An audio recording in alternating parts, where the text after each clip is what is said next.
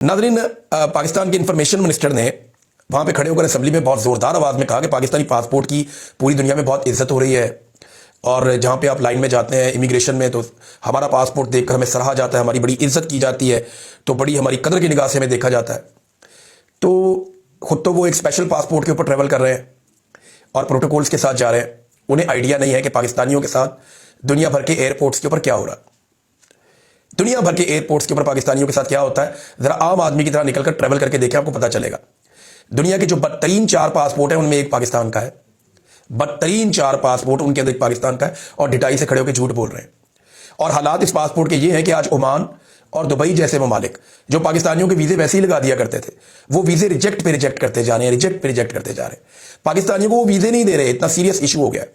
और ये कह रहे हैं जी हमारे पासपोर्ट की बड़ी इज्जत बढ़ गई है। तो इनके जबान के ऊपर ऐसा लगता है कि घुट्टी में ही झूठ है, ये सच बोल ही नहीं सकते, ऐसा लगता है। नाज़रीन, ख्वाजा आसिफ